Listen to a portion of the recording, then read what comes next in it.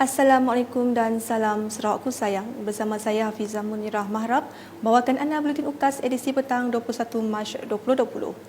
Memulakan Buletin UKAS hari ini, Sarawak telah merekodkan 2 lagi kes kematian akibat COVID-19 pada hari ini, menjadikan jumlah mangsa terkorban COVID-19 di negeri ini seramai 3 orang. Menurut kenyataan Jawatan Kuasa Pengurusan Bencana Negeri Sarawak, mangsa merupakan ibu dan anak perempuan dari satu keluarga yang sama, masing-masing berumur 79 dan 40 tahun. Terdahulu, Ketua Pengarah Kesihatan Datuk Dr. Nur Hisham Abdullah dalam sidang media hari ini memberitahu 2 lagi kematian dicatatkan melibatkan 2 lelaki rakyat Malaysia di Hospital Tawau dan Hospital Melaka. Beliau berkata kes tersebut adalah kes ke-152 dan kes 238 daripada kluster jemaah tabligh. Pelaporan terbaru ini menjadikan jumlah kumulatif kes kematian COVID-19 di Malaysia sebanyak 4 kematian. Kes kematian ketiga telah dimaklumkan melalui siaran laman Facebook Ketua Pengarah Kesihatan malam tadi. Ia melibatkan kes ke-152 yang merupakan lelaki warga negara Malaysia berumur 58 tahun daripada kluster jemaah tabligh dan dirawat di unit rawatan rapi ICU Hospital Tawau, Sabah. Beliau telah disahkan meninggal dunia pada 20 Mac 2020 pada jam 6.27 petang. Kes yang keempat yang seterusnya dilaporkan melibatkan kes ke-238 yang merupakan lelaki warga negara Malaysia berumur 50 tahun daripada kluster jemaah tabligh. Beliau telah dimasukkan ke Hospital Melaka pada 12 Mac 2020 dengan gejala severe acute respiratory failure. Sementara itu, kesihatan beliau merosot hari demi hari sejak kemasukan dan disahkan meninggal dunia pada 21 Mac 2020 pada jam 1.34. Dr. Nur Hisham menambah, sebanyak 153 kes baharu positif COVID-19 dilaporkan menjadi jumlah keseluruhan kes sebanyak 1,183 kes setakat hari ini. Dalam satu perutusan khas pada Jumaat malam, Yang di-Pertuan Agong Al-Sultan Abdullah Riayatuddin Al-Mustafa Billah Shah meminta rakyat Malaysia mematuhi perintah kawalan pergerakan yang ditetapkan dari 18 sehingga 31 Mac. Kepada seluruh rakyat Malaysia, saya ingin mengajak agar rakyat semua mematuhi perintah kawalan pergerakan, iaitu jangan keluar rumah jika tiada keperluan penting. Baginda turut mengajak semua rakyat Malaysia bersatu dan sama-sama membendung penularan wabak COVID-19 dengan membatalkan hasrat balik kampung dan menangguhkan semua aktiviti sosial. Saya juga minta batalkan hasrat untuk balik kampung. Jangan berkumpul atau menghadiri sebarang aktiviti sosial di luar rumah. Kepada ibu bapa pengantin, saya nasihatkan tangguhkan dahulu majlis kenduri sehingga keadaan beransur pulih. Al-Sultan Abdullah juga bertitah agar rakyat tidak panik dan sentiasa menjaga amalan kebersihan diri. Saya nasihatkan juga agar rakyat jangan panik kerana bekalan barang keperluan telah dijamin cukup oleh pihak kerajaan. Rakyat juga jangan suka menyebar berita palsu. Dan yang paling penting, jagalah kebersihan diri. Kerap membasuh tangan, guna hand sanitizer dan pakai topeng muka serta amalkan penjarakan sosial ataupun social distancing. Masih mengenai penularan wabak COVID-19. Menteri Kanan Kerja Raya Datuk Seri Fadilah Yusof berkata, rakyat perlu bekerjasama dan mematuhi segala arahan dari pihak kerajaan. Berilah kerjasama supaya kita jangan keluar kalau tiada keperluan. Patuhi segala amalan kebaikan yang disarankan oleh Kementerian Kesihatan. Selalu cuci tangan, jarakkan 1 meter dan hanya keluar rumah bila diperlukan. Dan inilah yang kita minta kerjasama daripada rakyat semua supaya kita akan dapat mengekang tersebarnya atau merebaknya COVID-19 ini. Beliau berkata demikian pada sidang media selepas mesyuarat khas menteri-menteri berkenaan pelaksanaan Perintah Kawalan Pergerakan di Putrajaya pada Sabtu. Fadilah turut menasihati rakyat Malaysia untuk mengehatkan pergerakan sebagai mematuhi Perintah Kawalan Pergerakan. Dan untuk yang dah balik kampung dan yang jangan balik lagi ke mana-mana. Stay put where you are. Tinggal di tempat di mana anda berada. Dan tunggulah arahan selanjutnya daripada pihak keselamatan, MKN, polis yang akan mengumumkan apa saja pergerakan-pergerakan nanti. Termasuklah kementerian kita akan menguruskan pengumuman-pengumuman tertentu bila boleh melakukan pergerakan kalau sekatan ini telah diangkat balik. Tapi pada masa ini, stay wherever you are. Okey, jaga keselamatan, jaga kesihatan kita. Dalam sidang media yang sama, Datuk Seri Fadilah Yusof turut berkata bagi membantu mengekang penularan COVID-19, pihak kerajaan memutuskan bagi menambah bekalan topeng muka yang akan diselaraskan oleh Kementerian Pengangkutan dengan kerjasama syarikat penerbangan untuk membawa masuk bekalan topeng muka dari negara China susulan isu kekurangan bekalan topeng muka. Kita akan cuba mendapatkan bekalan daripada China sejumlah 10 juta sarung muka ini, dan ini akan diselaraskan oleh Kementerian Pengangkutan yang akan bekerjasama dengan syarikat penerbangan untuk membawa barang ini masuk secara beransur-ansur. Orang ramai dilarang pergi ke mana-mana tempat, termasuklah pusat peranginan untuk aktiviti sosial dan yang tidak melibatkan perkara berkaitan perkhidmatan penting negara sepanjang tempoh Perintah Kawalan Pergerakan. Itu jawapan Menteri Pelancongan Seni dan Budaya Datuk Seri Hajah Nancy Shukri kepada soalan lazim orang awam berhubung aktiviti pelancongan dan kebudayaan di negara ini. Maklumat itu dimuat naik beliau menerusi infografik untuk penjelasan yang lebih mudah. Beberapa soalan lain berkaitan juga dimuat naik dalam Facebook beliau, termasuk nombor talian hotline MOTEK dan kementerian lain.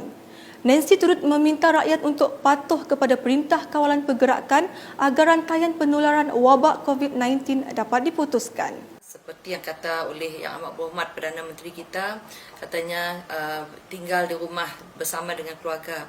Stay at home katanya, diam di rumah aja. Stay at home malahnya ngulangnya, supaya kita sama-sama kita pentingkan keselamatan kita semua, keselamatan keluarga, keselamatan anak-anak kita dan juga masyarakat di sekeliling kita.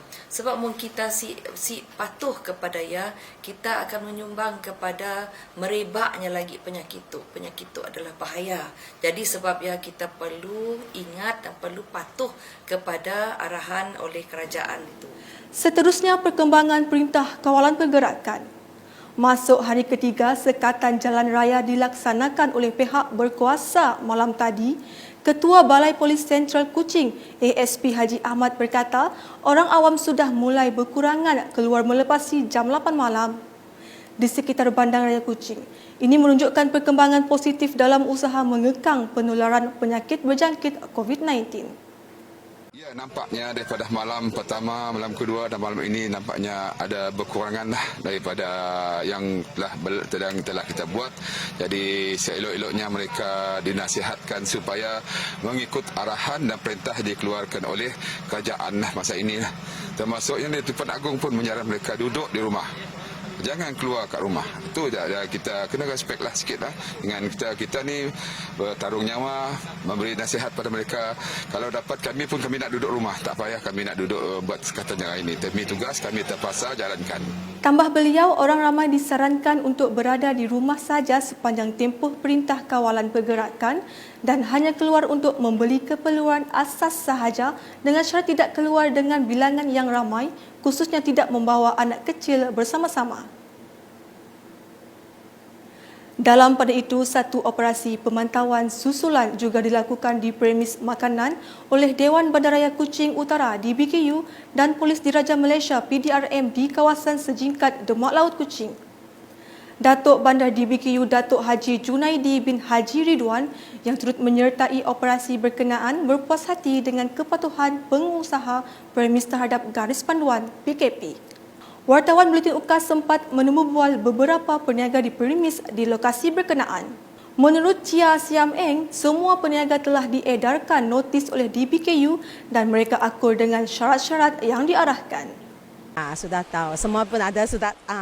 BDKU hari ini pun ada hantar surat untuk kita orang cakap pukul 8 mesti mau tutup ini kedai itu semua. So dia orang tapau pun tak boleh makan sini. Dia orang ada yang call punya, dapat call, lepas tu mungkin 5 minit ke 10 minit dia datang ambil saja, sudah balik saja. Seterusnya, menurut Liana Abdullah, para pelanggan juga datang turut diingatkan mengenai garis bantuan yang harus dipatuhi oleh setiap premis makanan. Customer datang, kami merik dia tapau, madah dengan sedapnya lah, sedap customer saya boleh makan dalam kedai. Masa kami berjual dari pukul 8 sampai pukul pagi dari pukul 8 pagi sampai pukul 8 malam.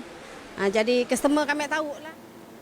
Manakala peniaga gerai makanan, Norini binti Hassan berharap agar tidak ada individu yang melanggar perintah kerajaan supaya penularan wabak semakin berkurangan dan tempoh kuarantin tidak berpanjangan. Mengelakkan penyakit ni lebih baik macam customer jangan melepak-melepak di kedai, ikut perintah dari kerajaan juga. Menyusahkan kami orang lah yang mencari rezeki jualan macam ni supaya tempoh kuarantin ni tidak berpanjangan. Meskipun Bario merupakan daerah yang terpencil dan jauh daripada pentadbiran Miri, namun pihak yang berwajib turut mengambil tindakan sewajarnya bagi memastikan pematuhan perintah kawalan pergerakan dipatuhi berhubung COVID-19 terutamanya di kawasan Bario Miri. JKKK Kampung Padaleh, Bario telah mula menaikkan notis amaran berhubung larangan kemasukan orang luar ke kawasan Kampung Padaleh dalam tempoh 18 hingga 31 Mac ini. Masih terdapat segelintir penduduk Bario memandang ringan terhadap perintah kawalan pergerakan dan mereka dikesan bersosial di tamuria dan lapangan terbang. Beralih ke perkembangan di daerah Beluru. Beberapa JKKK rumah-rumah di kawasan daerah Beluru, Bakong telah mula menaikkan notis larangan kemasukan orang luar ke rumah-rumah panjang mereka semasa tempoh perintah kawalan pergerakan sehingga 31 Mac 2020. Dalam pada itu, JKKK Rumah Panjang juga melakukan doa hajat agar dijauhkan daripada malapetaka COVID-19 mengikut kepercayaan masing-masing seperti doa rosari bagi yang beragama Kristian Katolik dan piring ampun bagi yang menggunakan adat Iban. Seterusnya, perkembangan di Limbang. Dalam usaha menghargai para petugas barisan hadapan yang sedang bertungkus lumus membantras penularan wabak COVID-19, Persatuan Hokkien Sarawak Limbang mengambil langkah proaktif dengan mengagihkan bekalan air minuman dan cecair pencuci sebagai tanggungjawab sosial pertubuhan bukan kerajaan tersebut. Bukan sahaja di bandar, kawasan luar bandar juga menjadi keutamaan bagi menyebar luas dan memaklumkan kepada penduduk setempat agar mematuhi perintah kawalan pergerakan yang telah diwartakan bermula 18 Mac sehingga 31 Mac 2020. Lokaliti terlibat adalah Rumah Panjang serta perkampungan di daerah Mengundi Ukong, Mendamit dan Lubai.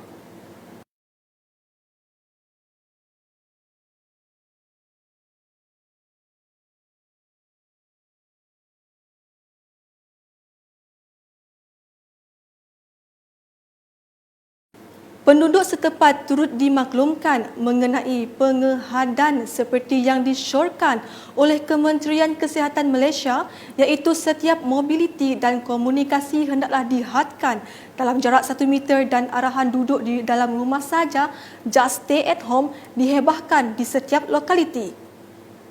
Tindakan respon bijak dan kerjasama dari semua pihak amatlah diharapkan demi mencegah penularan wabak COVID-19.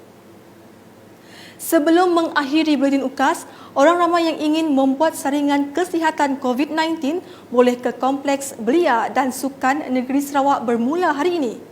Dalam satu kenyataan Hospital Umum Sarawak, tempat saringan baharu dibuka dari 8 pagi sehingga 5 petang setiap hari.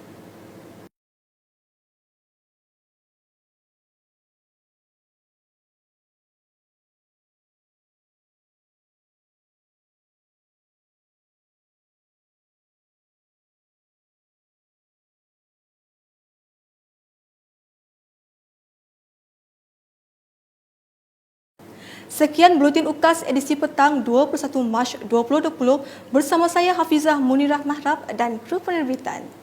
Sentiasa jaga kebersihan diri, duduk rendah di rumah sekiranya ada keperluan penting untuk keluar dan sentiasa berwaspada. Dapatkan berita terkini Sarawak setiap hari dengan melayari Facebook UKAS, ukas.sarawak.gov.my dan subscribe serta like saluran YouTube Buletin UKAS. Salam UKAS.